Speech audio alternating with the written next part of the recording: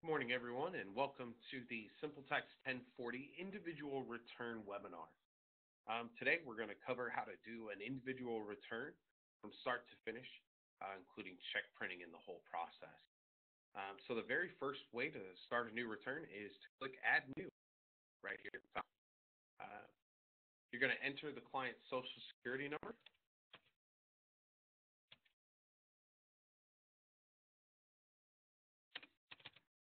You want to confirm that Social Security number, hit OK.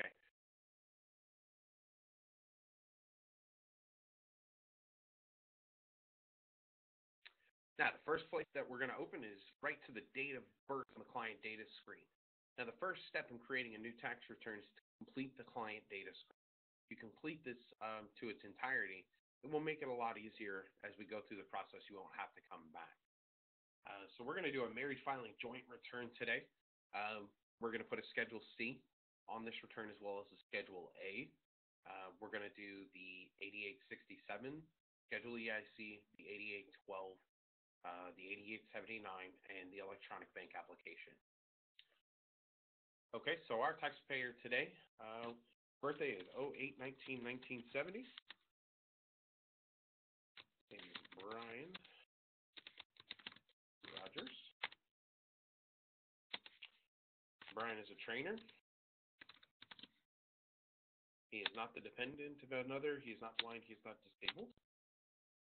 The home phone number is 501-568-9999. Work 1-568-888.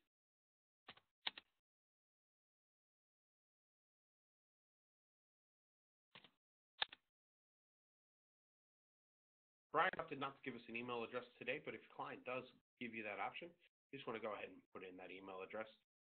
He's opted out of text messaging, but you can, if you want to send them a text message at a later point, you want to ask them, is it okay if I send you a text message?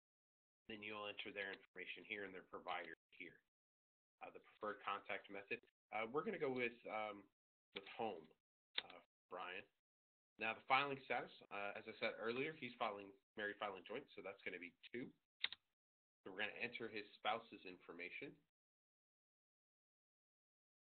Spouse's SON is 408-00-2004. Her date of birth is 06/03/1973. Her name is Sarah.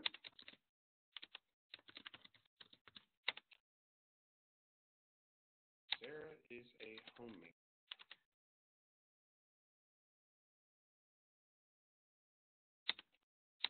Okay, so the phone numbers are all going to be the same.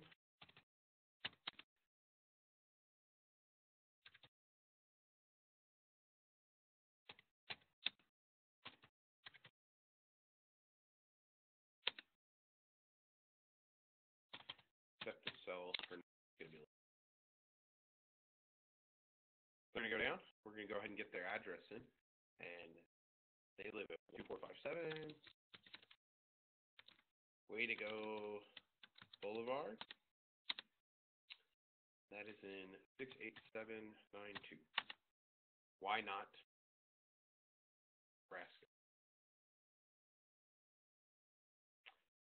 No military information to put in as far as that goes. They are not going to do a direct deposit. They're doing a bank product. I'm going to put in, they came in from our Facebook ad.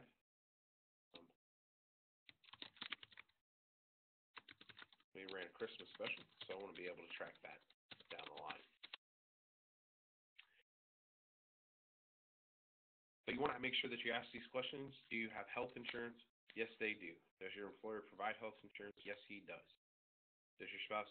Yes, they do. Would you like to purchase Consult a Doctor Plus? If you need more information on Consult a Doctor Plus, what it is, how it works, just go ahead and contact your sales rep or visit our support portal for more information on that. They've got one dependent, little Tina. We're going to go ahead and put in Tina Rogers here.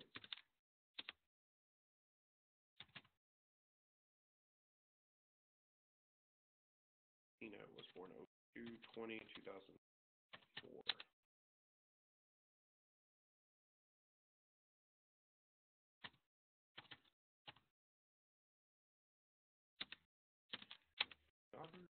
months.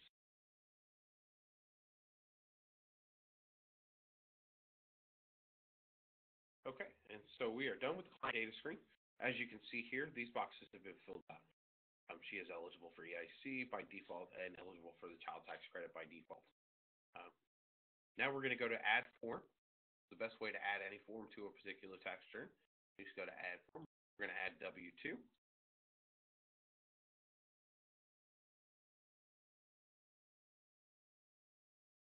We're going to add W-2 for Brian. 4004. Now this is a dynamic database, so as we enter employer identification numbers, EIN, the database will continue to grow.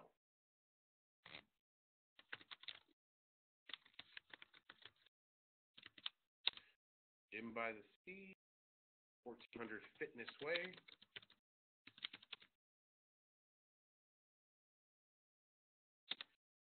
Okay, and Brian made $10,800 at Fitness by the Gym by the Sea, and 1,200 withheld. We're going to go ahead and add a second W-2 for Brian. So we're going to go to add form. We're going to go to W-2, and you're going to see here's where you would choose new taxpayer's occurrence or new spouse's occurrence. We're going to add another one for Brian here. Brian worked at 3838389. As you can see, Finn's Gym is already in here. So that's an example of how the program can save you time with its dynamic databases. We made 11.5 with 1,600 withheld.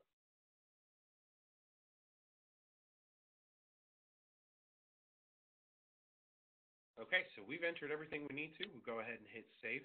And we're going to hit verify on here so we can see these things.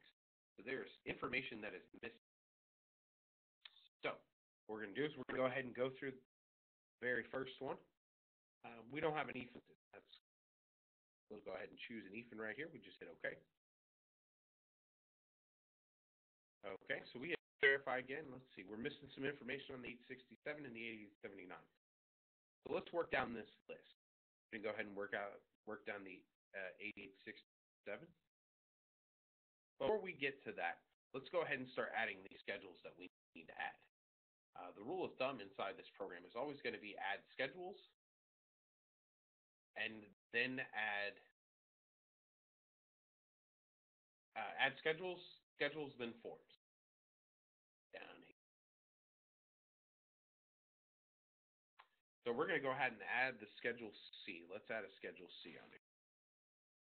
So we go to add form, which is Schedule C, the taxpayer occurrence. And Brian's a pretty trendy guy. He does some piano tuning on the side. He's got a little piano tuning business. He calls fine tuning. Clever man.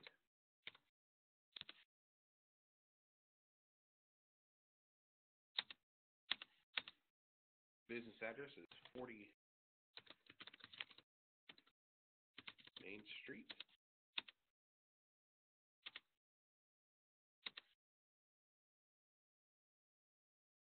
It is cash business. Did material participate in this? Did you make any payments? No, he did not. Then we're going to go down to line 1 to gross sales and receipts. All right. Inside here, we've got income from forms 1099 miscellaneous. So we're going to go ahead and do form links. We're going to create a new taxpayer occurrence. He's got some non-employee compensation in the amount of $14,300. Sorry, $1,430. That's from the local school district. He comes in and pays them up over there in Maryland. Once we save that, we'll go ahead and go back to that Schedule C. Oops, sorry. In the Link To field, you can hit Choices and then Schedule C. We're going to go to that Schedule C.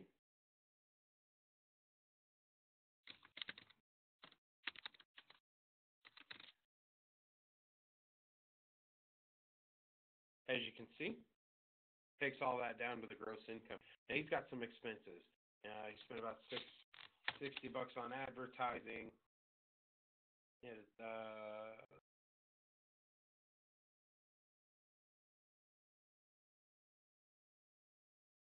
about $50 in supplies, $35 in taxes and licenses. Did have some travel in that. Yeah, $231 travel part of it. We're going to talk about his car and truck expense he drove down there. So down here in part 4, we're going to go ahead and mark this.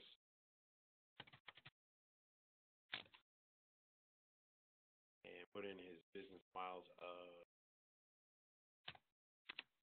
1235, meeting miles 0.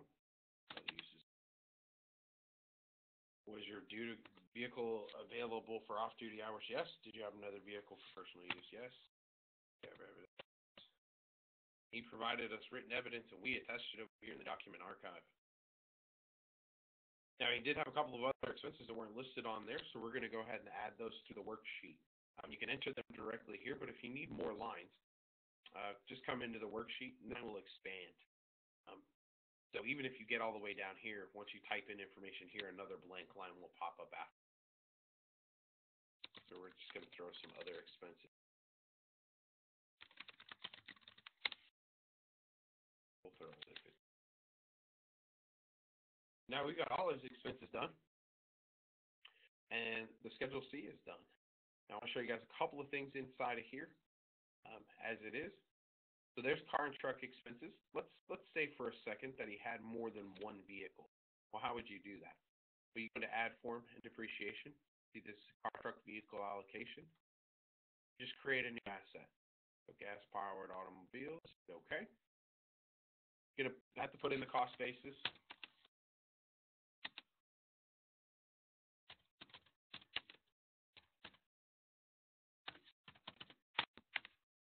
Answer the questions again.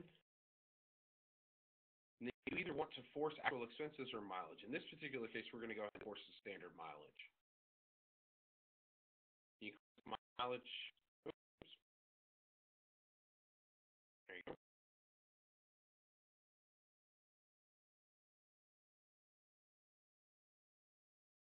So you'll enter the total vehicle miles. Total commute miles was 0. Average commute miles is 0. This goes to 1,200. You just close it out. And we need to add another asset. So we're going to add a light-duty truck.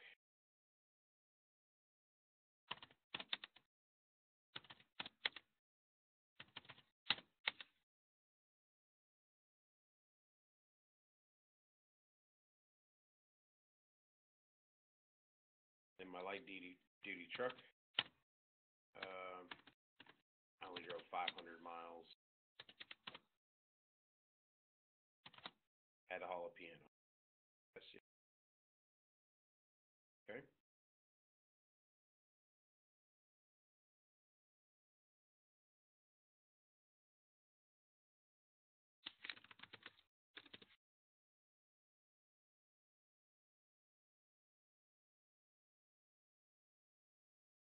Now, what if you had depreciation on some items? So you would go into the same place, Add Form Depreciation. You go into the Schedule, do new asset. Let's say computer software. Great. Cost basis $1,200.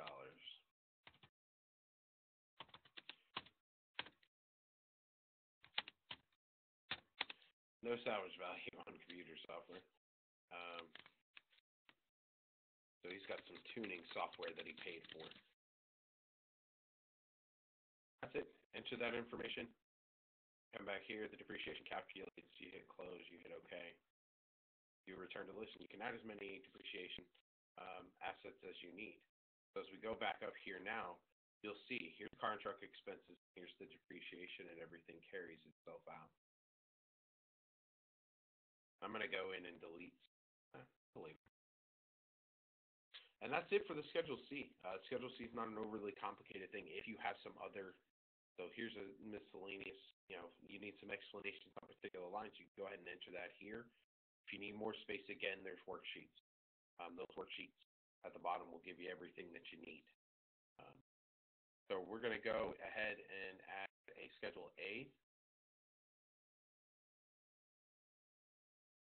So go to Add Form, Schedule A right here. Go ahead and add that Schedule A in here. Get back to my data for Schedule A.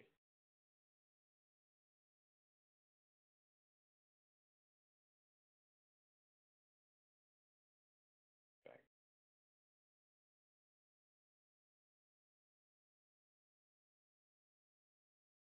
There it is.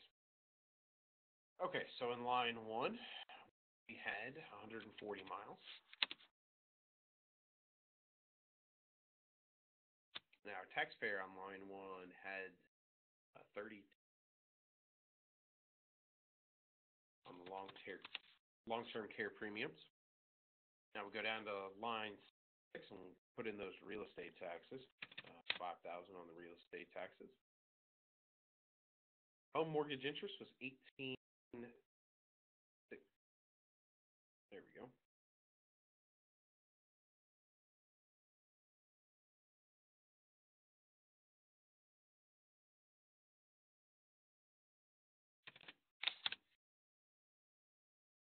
Okay, so now when we get down here to the bottom, which has 24,000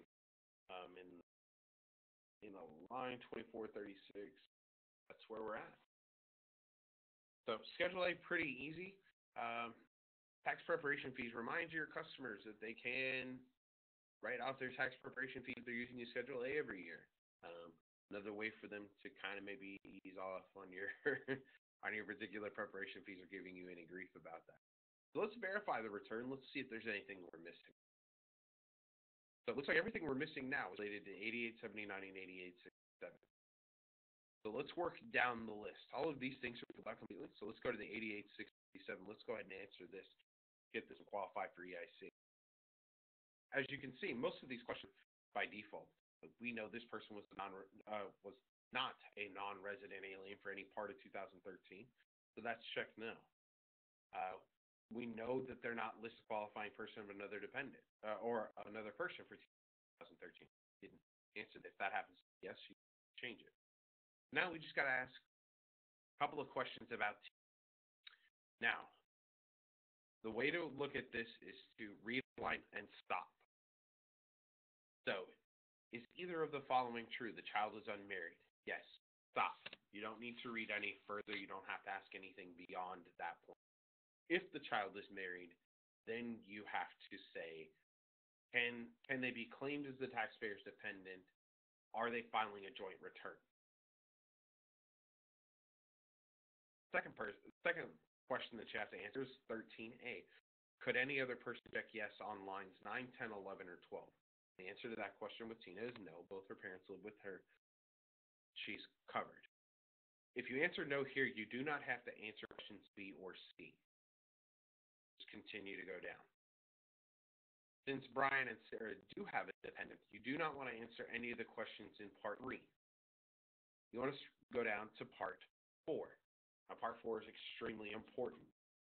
So I want to read this particular section so that everybody understands exactly where the responsibility lies. And there's 2 parts to this I want to read. This one says, to comply with the EIC knowledge requirement, you must not know or have reason to know that any information used to determine the taxpayer's eligibility for and the amount of the EIC is incorrect. You may not ignore the implications of information furnished to or known by you, and you must make reasonable inquiries if the information furnished appears to be incorrect, inconsistent, or incomplete.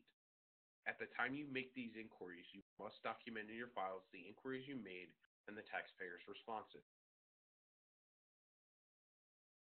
Now, down here at the bottom, there's another little disclaimer. It talks about you have complied with all the due diligence requirements if you completed these things. If you checked no on any of these lines, you have not complied with all the due diligence requirements and may have to pay a $500 penalty for each failure to comply. Just want to point those two things out in particular. So now we're going to go back to the top here, question 20, and we're going to go ahead and answer these questions. Okay, question 20 is, did you complete Form 8867 based on current information provided by the taxpayer or reasonably obtained by you? Yes, we're a good tax preparer, so we're going to go ahead and say yes. Question 23 is answered automatically because you're completing the EIC worksheet right now, or by default, the scheduled EIC creates. If any qualifying child was not the taxpayer's son or daughter, stop. We don't need to go any further than that. We know it doesn't apply because it is their daughter. If the answer to question 13A is yes, stop. It's not. So we answer does not apply. Did you ask this taxpayer any additional questions that are necessary to meet your knowledge requirements? And that's where we talked about below. We're going to say yes. We verified that they are. Did you document the additional questions asked? You asked and your answers, yes. Which documents below, if any, did you rely on to determine EIC eligibility for qualifying children listed on the scheduled EIC? Check all that apply. Keep a copy of any documents you relied on. See the instructions before answering. If there's no qualifying child, check box A. If there's no disabled child, check box O. So here, we went ahead and got quite a few things. We got we got a place of worship statement, we got an employer statement, we got school records, and we got a healthcare provider statement. I will warn you that if you check options M or N in this section and T and U in this section, you are not meeting your EIC due diligence requirements. You are just throwing a giant red flag to the IRS for them to come audit you and start fining you $500 a piece. So be sure that you're filling out the information that you need to fill out. Now, in this particular one, there's no disabled children, so you can leave box O checked as X by default. Now, we do have a Schedule C here. If there's a Schedule C, you do have to verify documents. You, again, keep a copy of any documents that you relied on. We have 1099 because we added one in here. We got to keep a copy of that. We gave you record of expenses, and we did bank statements. So after all of that is done, we have completed everything that we need to complete on that. We're going to go to the 8879. These customers want to get a bank product. We're going to get them number 5 for a rack. As you can see here, because we have done the information or set up everything that we needed to set up, the only thing we had to create was a PIN. Everything else is set up for them by default, all of this stuff. Now, without fail, I will get this question here below. Understand that this information at the bottom of the 8879 is for the bank. It will be Santa Barbara or Refund Advantage, depending on which bank it is that you're using. This is not the taxpayer's information. This is the bank's information. If you were to remove all of this, whether you selected it to be a bank product or not, the IRS is going to send a check. The program will pick up if you change this information, though. So we're going to verify. Okay, so now we're needing to fill out some more information on the bank application. Let's go over to the bank application and let's fill it out. Okay, I have an outrageous tax preparation fee, $122. We're going to go ahead and drop that down to $250. Now, this is the bank application for Santa Barbara taxpayer street address. You do need to enter this information directly into the bank application. I got to go back and find their street address. It was 457. Okay.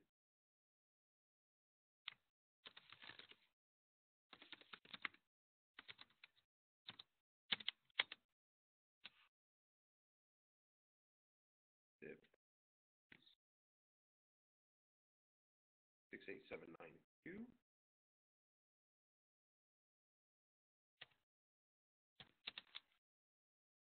Bank signature verification. The taxpayer has reviewed and signed the bank documents.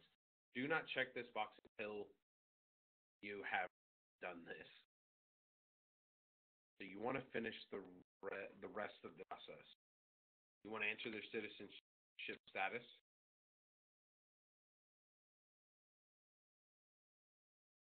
You want to enter their ID information. So here's the taxpayer ID.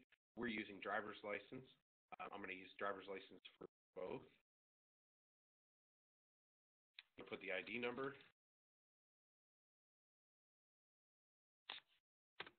You want to put the date issued.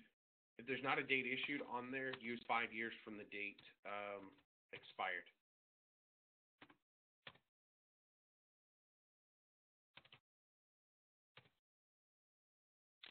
Date. Expiration date 01/01/2017.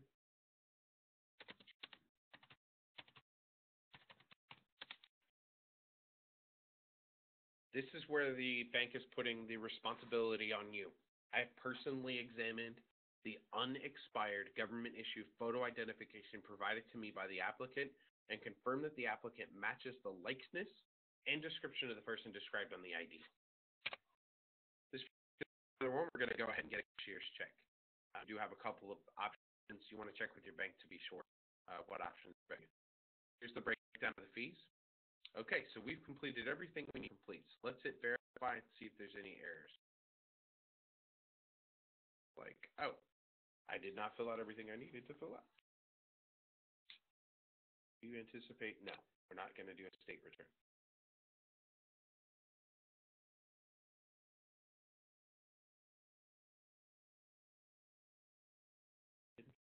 Really?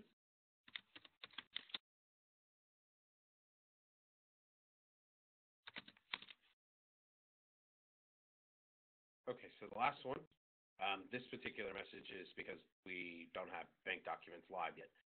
Print bank documents before printing final tax return, and blank forms have not been signed before transfer. So what you do is you go to print bank documents.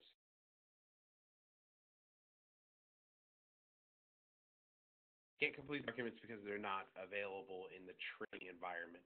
I will show you guys what the bank documents look like. Let's go ahead and exit out of here, and we'll go to a different one.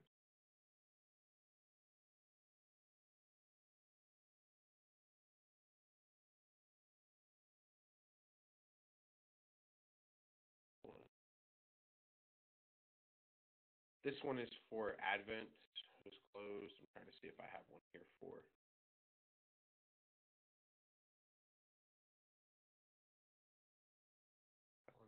Okay.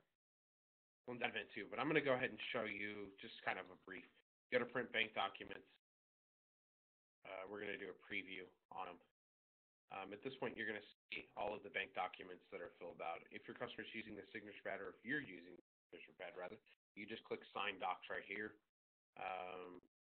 It's going to ask you if you've already reviewed. Now, once you finish reviewing on the Santa Barbara app, you just go ahead and hit yes to finish it.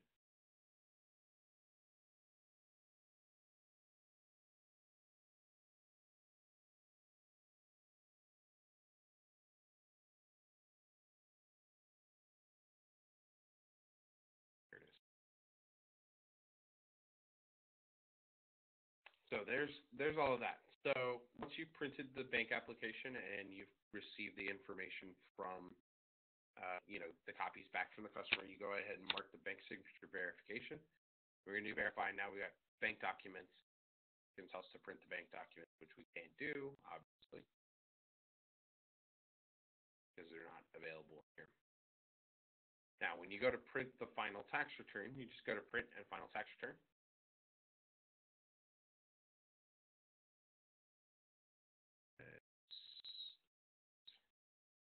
Change it.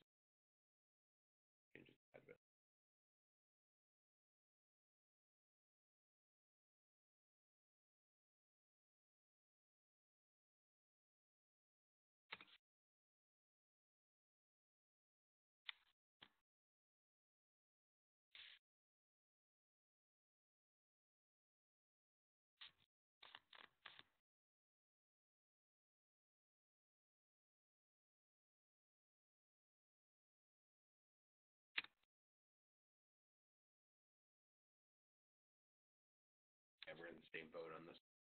We're in the dummy environment, so it's not going to let us print the bank documents, which is fine. I'll come over here and show you guys how to print Oscar here. So print final tax return. Again, that's the final process in that. If you look at the PDF or look at it, here's the client copy. Consent to use, I recommend you always do the consent to use form, invoice, itemized billing.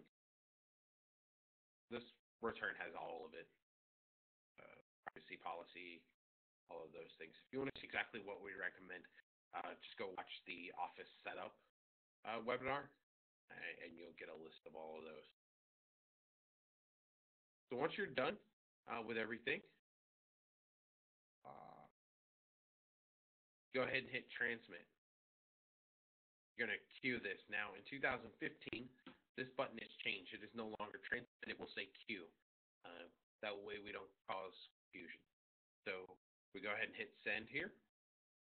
You'll see the status changes to return queued. Now, from the work in progress summary, we'll go to transmit to central site, tax returns. See, I've got a couple tax returns listed there. We deleted them. See, Felix and Louise Oscarson are in here. Then you just hit transmit. Typically, at that point, the return is transmitted through, you'll get a status back.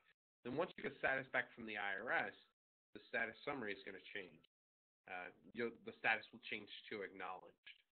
When check comes in, the status will change to check ready. That will let you know that you have checks ready. So we're going to go over here. I'm going to show you how to print. First thing you want to make sure that you've done is activate your check stock.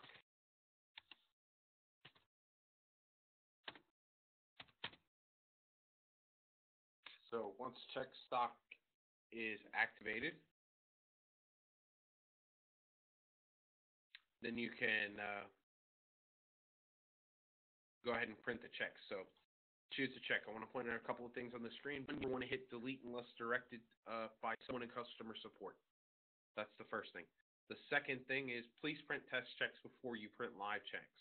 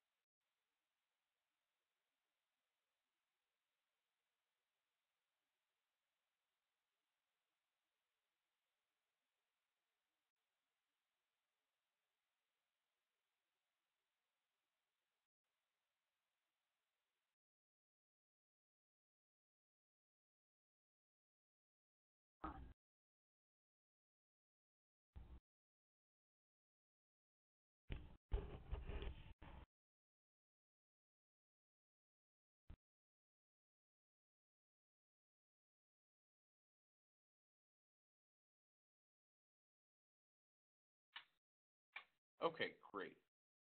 So now that I've got everyone back in, let's go ahead and finish what we were saying.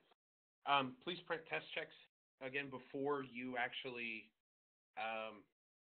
print live checks. We don't want to print checks and then have to come back and try to fix them later. That's just not as convenient for you. Never delete checks. Please don't ever use select all unless you have just a few checks. Recommendation is always print 5 checks or less. You don't really want to print any more than that because if there is a problem with the printer or there is a problem with the order of the check stock, if you print more than that, it could take hours for us to sort it out. When you're ready to print the checks, you just go ahead and print the check. You enter the starting check number. You hit OK. It's going to tell you you have 1 check to print. Enter that check into the printer. Then you hit OK. And it will start printing that check. Once the check's done, give it to your customer, and you are good to go. That is all I have for today. I want to thank everyone for their time. I also want to encourage you to visit simpletextsupport.com to watch any of our other webinars, as well as view our knowledge base and software manual. Thank you guys and have a wonderful day.